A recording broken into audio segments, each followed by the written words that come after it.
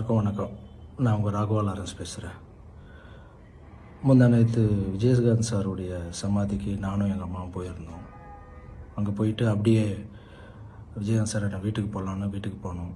அங்கே Vijayakanth sir wife, அப்புறம் Sudeep sir, அப்புறம் அவங்களுடைய 2 பசங்க, அப்புறம் விஜயகாந்த் சார் ஒய்ஃபுடைய சிஸ்டர் இருந்தாங்கன்னு அவங்க இன்ட்ரொடியூஸ் பண்ணாங்க.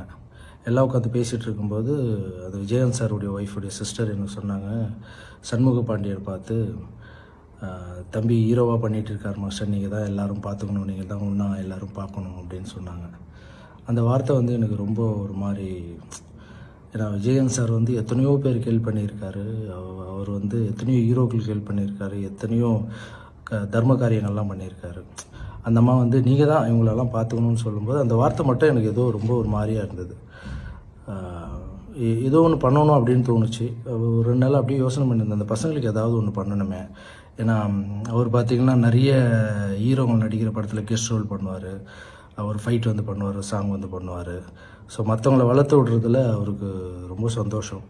அதே மாதிரி நானும் அவர் கூட இந்த கண்ணுப்பட போகுதையா படத்தில் மூக்குத்தி முத்தழகு 3ஆம் பிறை பொட்டழகு சாங்க்கு நான் கோரியோகிராஃப் பண்ணியிருக்கேன். ரொம்ப அழகாக ஆடியிருப்பார், என்னையும் ரொம்ப என்கரேஜ் பண்ணியிருக்காரு.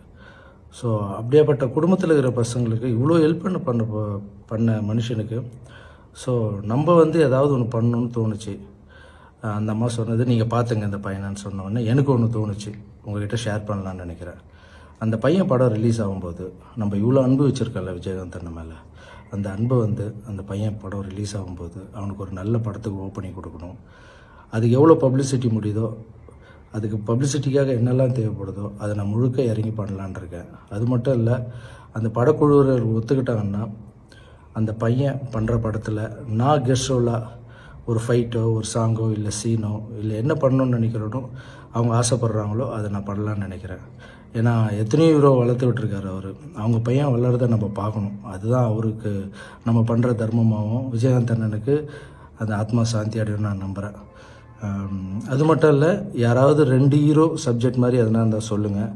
சண்முக பாண்டியன் தம்பியும் நானும் சேர்ந்து பண்ணுற மாதிரி ஏதாவது சப்ஜெக்ட் இருந்தால் சொல்லுங்கள், நான் சேர்ந்து பண்ணுறதுக்கு ரெடியாக இருக்கேன். அதேமாதிரி விஜய் பிரபாகரன் சார் அரசியலில் இருக்கார், அவருக்கு என்னுடைய வாழ்த்துக்களை தெரிவிச்சுக்கிறேன். அந்த குடும்பத்துக்கு நம்ம ஏதாவது பண்ணோம் அப்படின்னா இதுதான் பண்ணணும்னு ஏதோ மனசில் தோணுச்சு, ஷேர் பண்ணிக்கிறேன் உங்கள்கிட்ட. Thank you so much.